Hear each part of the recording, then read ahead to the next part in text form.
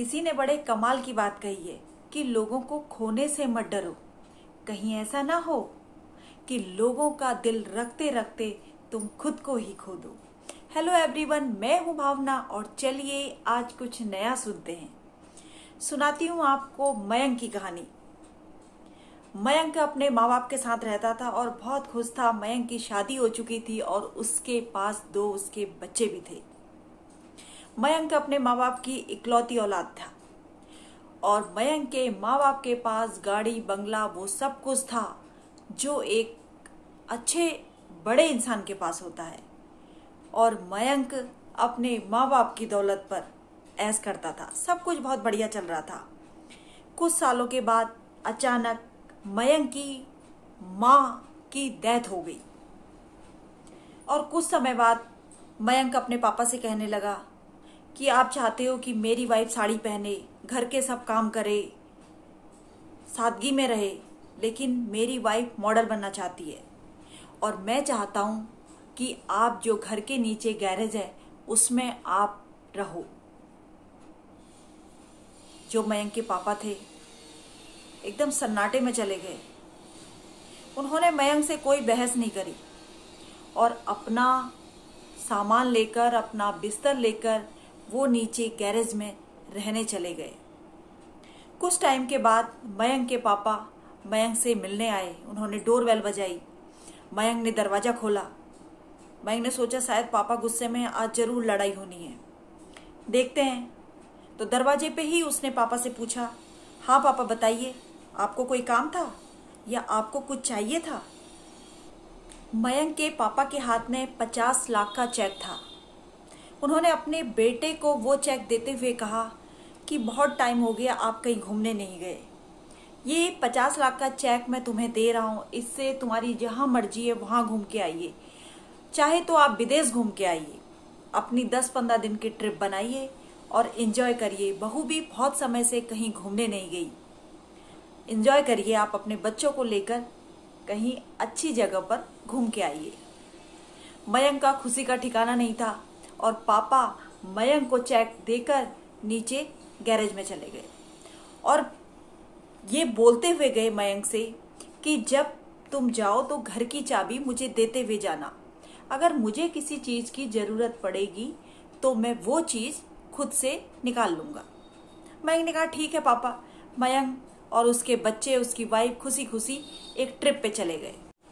मयंक के जाने के बाद मयंक के पापा ने अपना 6 करोड़ का घर 3 करोड़ में बेच दिया और अपने लिए एक छोटा सा फ्लैट खरीद लिया और पास ही में एक छोटा सा फ्लैट अपने बेटे मयंक के लिए भी खरीद लिया, जिसमें मयंक के घर का सारा सामान उस फ्लैट में डाल दिया और एक गाड़ी लेकर अपने नए घर में मयंक के पापा शिफ्ट हो गए। जब 10 दिन के बाद मयंक ने देखा कि उसके दरवाजे पे बहुत बड़ा ताला लगा है, तो उसने वहां पे बैठे हुए एक सिक्योरिटी गार्ड से पूछा, ये ताला किसने लगाया? तो उसने बताया कि ये तो आपके पापा लगा के गए हैं। बोले क्यों लगा के गए पापा ताला? मयंक ने कहा मैं खुद से अपने पापा से बात कर लूंगा। तो वो बोला कि वो मुझे दूसरा नंबर दे के गए हैं, उन्होंने अपना पुराना नंबर बदल दिया है। तो मयंक ने उसके फोन से पापा से बात करी। बोले आप ताला लगा के चले गए, मेरे बच्चे बाहर खड़े हैं, मेरी वाइफ बाहर खड़ी है, जल्दी आइए। तो मयंक के पापा ने कहा मैं 15 मिनट में पहुंच रहा हूं।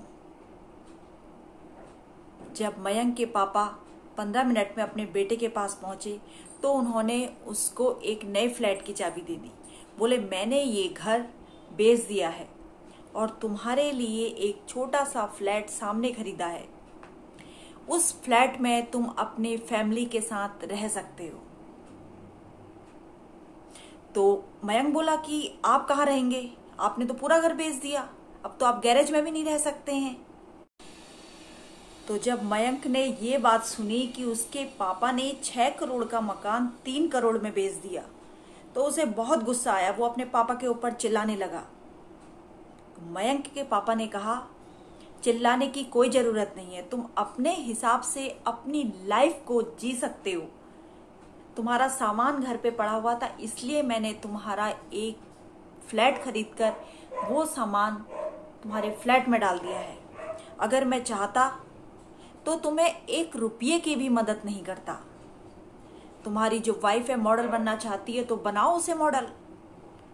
तुम्हारे बच्चे 5 स्टार होटल में खाना चाहते हैं तो खिलाओ उन्हें 5 स्टार होटल में खाना। अपनी आप VIP लाइफ जी सकते हैं। अपना लाइफ स्टाइल जैसे रखना चाहो वैसे रख सकते हैं, लेकिन अब मुझे परेशान कभी मत करना। कहानी बहुत छोटी सी है, लेकिन हमें सिखाती है कि अपने पेरेंट्स की कद्र करना कभी मत छोड़ना। अगर आपने पेरेंट्स की कद्र करनी छोड़ दी तो हो सकता है एक दिन पेरेंट्स आपको ही छोड़ दें, अपनी जिंदगी से आपको निकाल दें। आजकल बहुत सारे बच्चे अपने माँ बाप को अनाथ आश्रम भेज रहे हैं। अपने माँ बाप से प्यार नहीं करते हैं। वो भूल जाते हैं उन दिनों को कि हमारे माँ बाप ने हमें किस तरीके से बड़ा किया था। जैसे हम अपने बच्चों को प्यार कर रहे हैं, वैसे ही हमारे माँ बाप ने भी एक दिन हमें ऐसे ही प्यार किया होगा। खुद ना खा के हमें खिलाया होगा, खुद ना सो के हमें सुलाया होगा। तो इस बात को हमेशा याद रखें और हमेशा माँ बाप की कद्र करें। अगर आप माँ बाप की कद्र करेंगे तो जिंदगी में आप बहुत ऊंचे मुकाम तक पहुंचेंगे। आपको मेरी कहानियाँ कैसी लगती हैं? अगर आपको मेरी कहानी अच्छी लगती है तो एक लाइक जरूर करिएगा, और अगर आप मेरी कहानी को आगे भी सुनना चाहते हैं या मेरे चैनल पर आज आप नए आए हैं तो प्लीज सब्सक्राइब जरूर करिएगा और बेल आइकन को जरूर प्रेस करें ताकि मेरी वीडियोज की आने वाली नोटिफिकेशन सबसे पहले आप तक पहुंचे। Thank you for watching.